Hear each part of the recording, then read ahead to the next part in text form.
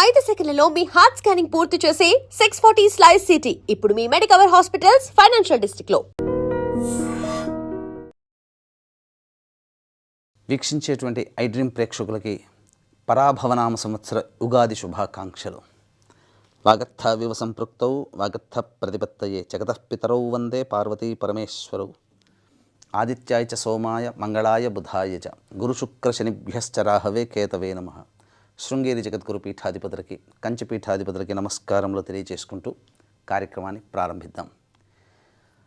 ఈ యొక్క ధనుస్సు రాశిలో జన్మించినటువంటి వారికి ఈ పరాభవనామ సంవత్సరంలో ఆదాయం 14, వ్యయం 11, రాజ్యపూజ్యం 5, అవమానము 6. ఇక గమనించుకున్నట్లయితే ప్రధానంగా గత సంవత్సరంలో లాగానే ఈ యొక్క ధనుస్సు రాశిలో జన్మించినటువంటి వారికి ప్రధానంగా అర్ధాష్టమ శనిదోష ప్రభావం. కాబట్టి ఈ అర్ధాష్టమ శనిదోష ప్రభావం వల్ల జరిగేటువంటి నష్టము చెబుతాను.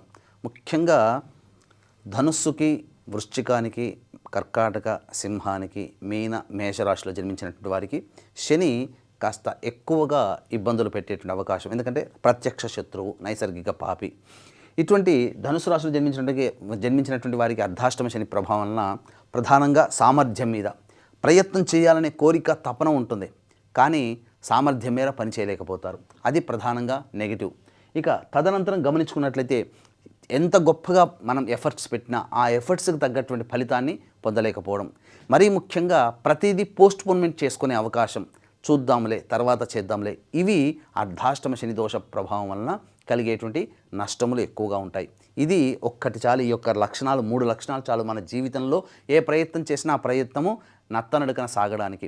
అంతేకాకుండా గృహ నష్టము, స్థిరాస్తి నష్టము, తల్లిగారి ఆరోగ్యం పట్ల జాగ్రత్త వహించాల్సినటువంటిది ఈ సంవత్సరం అంతా ధనుసు రాశి వారికి చెప్పబడుతుంది. అయినా కానీ ప్రధానంగా ఇంతటి శనిదోష ప్రభావం ఉన్నప్పటికీ కూడాను గురువు యొక్క శుభదృష్టి ప్రభావంలో మే 31వ తారీఖు వరకు కూడా ఏదైనా పనులలో పెద్దవాళ్ళ యొక్క సహాయ సహకారాలు మీకు అందడం, వాళ్ళ సలహాలు సూచనలు పాటించడం ద్వారా చాలా మటుకు దైవం అనే అదృష్ట రూపంలో మిమ్మల్ని ఎప్పుడూ కూడా కాపాడుతూ వస్తుంది. ఇక గమనించుకున్నట్లయితే జూన్ 1వ తారీఖు నుంచి అక్టోబర్ 30వ తారీఖు వరకు కర్కాటక రాశిలో గురువు యొక్క సంచార ప్రభావము ఇది చాలా కీలకమైనటువంటి సమయం. ఎందుకనంటే ప్రధానంగా ఈ యొక్క శని అర్ధాష్టమ శని, అష్టమ గురుగ్రహ ప్రభావం వెరసి ఈ యొక్క సంబంధించినటువంటి ధనుస్సు రాశిలో జన్మించినటువంటి వారికి కాస్త అవయోగ కాలంగా చెప్పవచ్చు. కానీ రాహు తృతీయ స్థానంలో సంచారం చేస్తూ యోగిస్తాడు. కానీ ఒక గ్రహము అనేటువంటిది మిమ్మల్ని జీవితాన్ని ఒడ్డున పడేయలేదు కదా. ప్రధానమైనటువంటి గ్రహాలు అవయోగంగా ఉన్నప్పుడు జరిగేటువంటి నష్టం గురించి తెలియజేస్తాను. ఈ అష్టమ స్థాన గురు సంచార ప్రభావం వలన ధనుస్సు రాశి వారికి జూన్ 1 నుంచి అక్టోబర్ 30 వరకు ఈ 5 నెలల పాటు మీరు అనుకున్నటువంటి వ్యక్తులు, అనగా మీ సొంతం అనుకున్నటువంటి వ్యక్తులు లేదా మీ సొంతం అనుకున్నటువంటి స్థిరాస్తి, వాహనం కావచ్చు, గృహం కావచ్చు, ఇంకా ఏదైనప్పటికీ కూడా మీది అనుకున్నది దూరం అయ్యే అవకాశం ఉంటుంది. కాబట్టి జాగ్రత్తలు పాటించండి. ఎదుటి వాళ్లతో కాస్త సంయమనంగా ఉండండి. ఎవరితో కూడాను ప్రధానంగా వాగ్వివాదాలు మీ అనుకున్న వాళ్ళతో చేయకండి. మీరు ఎప్పుడు కూడా ప్రేమతో మాట్లాడే అవకాశాన్ని మీరు కొనసాగించండి. తద్వారా చాలా మటుకు నష్టాన్ని నివారణ అనేటువంటిది జరుగుతుంది. ప్రధానంగా ఈ యొక్క అష్టమ గురు సంచార ప్రభావం ప్రధానంగా ధన నష్టం జరిగేటువంటి అవకాశం ఉంటుంది. మీరు ఎవరికైతే ఈ సమయంలో అప్పిస్తారో అవి మళ్ళీ తిరిగి రాదనే విషయాన్ని గమనించుకోవాలి. ఇక అక్టోబర్ 31 నుంచి జనవరి 24 వరకు సింహరాశిలో సంచారం చేస్తున్నటువంటి ఈ యొక్క గురుగ్రహ ప్రభావం వలన ప్రధానంగా అన్ని విధాలుగా యోగదాయకమైనటువంటి పరిస్థితి.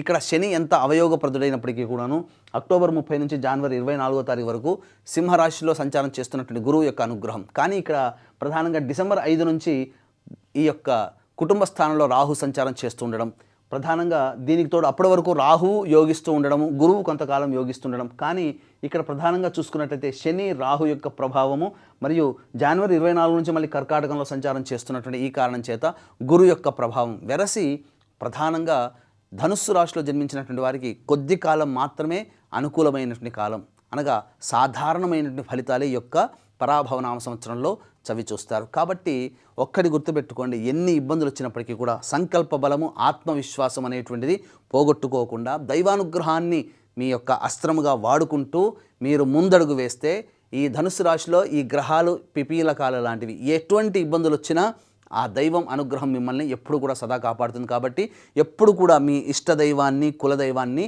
విస్మరించకండి. సదా దైవానుగ్రహం కోసం పాటుపడండి.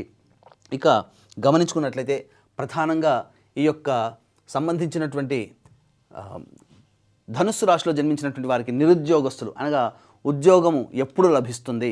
అలాగే ఇంకా గమనించుకున్నట్లయితే ఈ సంబంధించినటువంటి ఉద్యోగస్తుల్లో ప్రధానంగా గమనించుకుంటే కేంద్ర రాష్ట్ర ప్రభుత్వ ఉద్యోగస్తులకి ప్రమోషన్స్ ఎప్పుడు లభిస్తాయి, కోరుకున్న చోటికి బదిలీలు జరుగుతాయా, ఏ సమయంలో జరిగితే ఏ సమయంలో ప్రయత్నం చేస్తే అనుకూలంగా ఉంటుంది.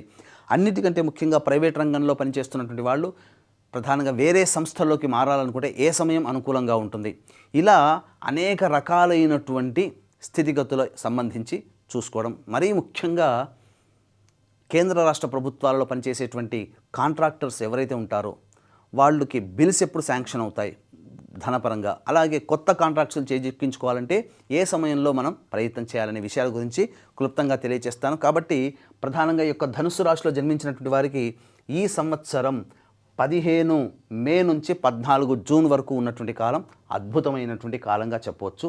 అలాగే 17 సెప్టెంబర్ నుంచి 16 నవంబర్ వరకు ఉన్నటువంటి కాలం చాలా యోగ కాలంగా చెప్పబడవచ్చు. వచ్చే సంవత్సరం 13 ఫిబ్రవరి నుంచి 14 మార్చి వరకు ఉన్నటువంటి కాలం అద్భుతమైన కాలం. మిగతా సమయాల్లో ప్రయత్నం చేస్తే కుదరదా అంటే ప్రయత్నం చేయవచ్చు, కానీ ఇప్పుడు చెప్పినటువంటి సమయాల్లో వచ్చినంత శుభ ఫలితము అంత ఈజీగా మిగతా సమయాల్లో రాదు. ఒకవేళ వచ్చినా ఆ తదనంతర ప్రభావం వల్ల కొన్ని కష్ట నష్టాలు ఎదుర్కోక తప్పదు. కాబట్టి సిద్ధంగా ఉండేటట్టయితేనే మిగతా సమయంలో ప్రయత్నం చేయండి. ఈ చెప్పినటువంటి సమయంలో ప్రయత్నం చేస్తే మీ యొక్క ప్రయాణం సాఫీగా నత్తనడకన సాగిపోతుంది, ఎటువంటి ఇబ్బందులు లేకుండా అని గమనించవచ్చు. కాబట్టి ఈ యొక్క ధనుసు రాశిలో జన్మించినటువంటి వారికి అనుకూలమైనటువంటి స్థితిగతులు గ్రహాల యొక్క ప్రభావం తక్కువగా ఉంది.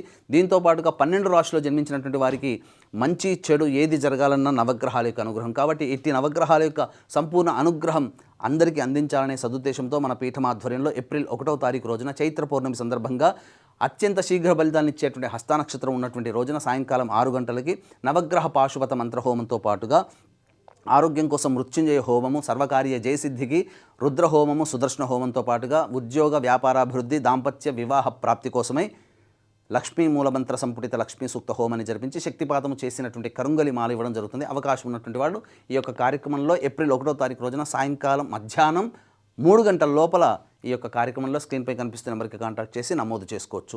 ఇక గమనించుకున్నట్లయితే ఈ యొక్క ధనుసు రాశిలో జన్మించినటువంటి వారికి గురువు అనుకూలంగా ఉన్నాడు, కానీ మూలిగే నక్క మీద తాటికాయ పడ్డట్టుగా ఇటు అర్ధాష్టమ శని దోష ప్రభావంతో ఇబ్బందులు పడుతున్నా 2 ఏప్రిల్ నుంచి 10 మే వరకు ఉన్నటువంటి సమయం కూడా అర్ధాష్టమ కుజదోష ప్రభావం. ఈ కారణం చేత కాస్త ఇబ్బందికర పరిస్థితులు ఎదుర్కోక తప్పదు. కాబట్టి జాగ్రత్తగా ఉండండి. మరీ చెబుతున్నాను, ఒక్క గురువు మిమ్మల్ని ఒడ్డున పడేయలేడు. మిగతా గ్రహాల ప్రభావం ఇబ్బందిగా ఉంది. ఈ సమయంలో గృహంలో మనశ్శాంతి కోల్పోవడము, తల్లిగారి ఆరోగ్యం పట్ల శ్రద్ధ వహించాల్సినటువంటి పరిస్థితి రావడము, దాంపత్య విభేదాలు రావడం అనేటువంటిది ముఖ్యంగా చేస్తున్నటువంటి ఉద్యోగంలో పలు మార్పులు చేర్పులు వృత్తి వ్యాపారాల్లో కూడా కలుగుతాయని చెప్పవచ్చు. ఇక 11 మే నుంచి 19 జూన్ మధ్య ఉన్నటువంటి కాలంలో చూసుకున్నట్లయితే ప్రధానంగా ఎవరితో కలిసి పని చేస్తుంటారో వాళ్లతో కాస్త విభేదాలు వచ్చేటువంటి అవకాశం ఎక్కువ గోచరమవుతుంది. ఆరోగ్యం పట్ల శ్రద్ధ వహించాల్సినటువంటి పరిస్థితి, అన్నిటికంటే ముఖ్యంగా ఆర్థిక నష్టాలు కొనసాగుతాయి. 20 జూన్ నుంచి 1 ఆగస్టు మధ్య ఉన్నటువంటి కాలము మిగతా గ్రహం గురువు అనుకూలంగా లేకపోయినా, శని అనుకూలంగా లేకపోయినా, రాహుగ్రహము కుజగ్రహ ప్రభావం అనుకూలంగా ఉండడం వల్ల పడుతున్నటువంటి ఇబ్బందుల నుంచి కాస్త ఉపశమనం లభించే అవకాశం ఈ మధ్యకాలంలో ఉంటుంది. ఇక 2 ఆగస్టు నుంచి 17 సెప్టెంబర్ మధ్యకాలంలో ప్రధానంగా మీలో అత్యుత్సాహం పెళ్ళు బిగుతుంది. అంటే ఏ పని చేయాలన్నా ముందడుగు వేస్తారు, కానీ మిగతా గ్రహాల యొక్క అనుగ్రహం కూడా కావాలి. కాబట్టి ఈ సమయం నూతన పనులు చేపట్టడానికి అనుకూలంగా కాదు. అంతేకాకుండా ప్రధానంగా మీ యొక్క వాక్కుని అదుపులో ఉంచుకోవాలి. ముఖ్యంగా ఉద్యోగ వృత్తి వ్యాపారాల్లో కాస్త ఒడిదుడుకులు ఎదుర్కొనే అవకాశం ఉంటుంది. 18 సెప్టెంబర్ నుంచి 11 నవంబర్ మధ్య ఉన్నటువంటి కాలము ఈ సమయము మీకు అనుకూలము కాదు. శస్త్రచికిత్సలు జరిగేటువంటి అవకాశం ఉంటుంది. ముఖ్యంగా ప్రధానంగా సంతానం మూలకంగా కష్ట నష్టాలు సమస్యలు ఎదురయ్యే అవకాశం ఉంటుంది. ఇక 12 నవంబర్ నుంచి 8 మార్చి మధ్య కుజస్తంభన ప్రభావం వలన ఈ యొక్క ధనుస్సు రాశిలో జన్మించినటువంటి వారికి ప్రధానంగా వ్యాపార లావాదేవీలలో చెయ్యని నేరానికి, ఉద్యోగాల్లో చెయ్యని నేరానికి శిక్ష పడాల్సినటువంటి పరిస్థితి ఎదురవుతుంది.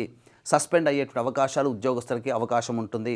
అంతేకాకుండా కోర్టు సంబంధమైనటువంటి వ్యవహారాల్లో మీరు చర్చోపచర్చలు కుటుంబ సభ్యులతో చేసే అవకాశము ఎక్కువగా ఉంటుందని చెప్పవచ్చు. ఇక గమనించుకున్నట్లయితే మనం గమనించుకున్నట్లయితే ఈ యొక్క సంబంధించినటువంటి ధనుస్సు రాశిలో జన్మించినటువంటి వారికి ప్రధానంగా విద్యార్థులకి ప్రథమార్థం మే 31వ తారీఖు వరకు గురువు అనుకూలంగా ఉండడం, ఈ కారణం చేత రాస్తున్నటువంటి పరీక్షల్లో ప్రథమ శ్రేణిలో పాస్ అవుతారు. కానీ ఈ మే 31వ తారీఖు తర్వాత ప్రధానంగా గురువు అనుకూలంగా లేకపోవడం, ఈ కారణం చేత మీరు కోరుకున్న కళాశాలలో మీరు ప్రవేశం లభించడానికి ఎక్కువగా ఇబ్బంది పడాల్సినటువంటి పరిస్థితి ఎదురవుతుంది. కాబట్టి జాగ్రత్తలు పాటించండి.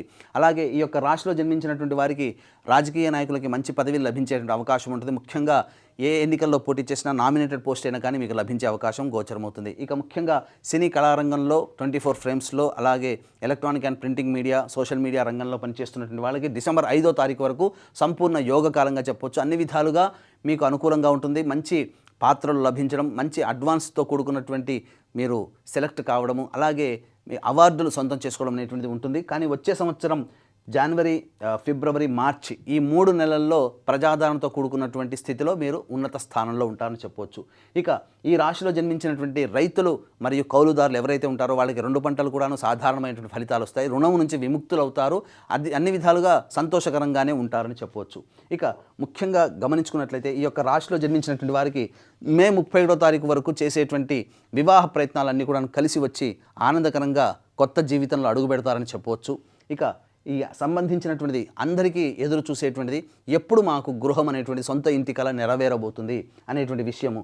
ఈ యొక్క ప్రయత్నంలో సంబంధించి అక్టోబర్ 31 నుంచి జనవరి 24వ తారీఖు మధ్యలో మీ యొక్క సొంత ఇంటి కల నెరవేరే అవకాశము ఎక్కువగా ఉందని చెప్పొచ్చు. కొత్త ఇంట్లో పాలు పొంగిస్తారు.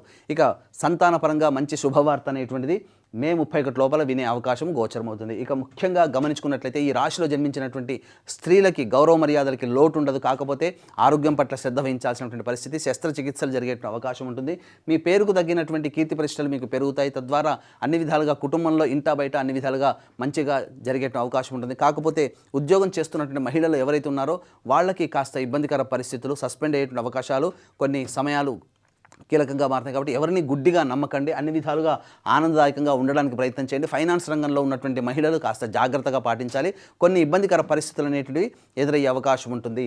ప్రధానంగా గమనించుకున్నట్లయితే ఏతావాత ఈ యొక్క ధనుసు రాశిలో జన్మించినటువంటి వారికి సంబంధించి వచ్చేటువంటి సమస్యలు ప్రతి విధంగా ఎప్పుడు సమస్యలు వస్తూనే ఉంటుంటాయి.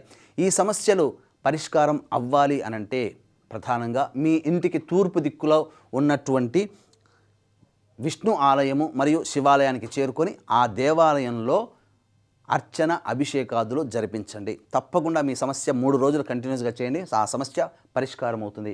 అయితే ప్రధానంగా విదేశీయానము, విదేశీ విద్యకి సంబంధించి ప్రయత్నాలు చేయాలనుకునేటువంటి వాళ్ళకి ప్రధానంగా ఇక్కడ నెగిటివ్లో కూడా మనం పాజిటివ్ వెతుక్కోవాలి. గురువు అనుకూలంగా లేనిది జూన్ 1వ తారీఖు నుంచి అక్టోబర్ 30. అనుకూలంగా లేకపోవడం వల్ల ఏంటి, శాస్త్ర ప్రకారం ఉన్న చోటు నుంచి వేరే దూర ప్రాంతానికి వెళ్ళి అక్కడ కష్ట నష్టాలు పడడం.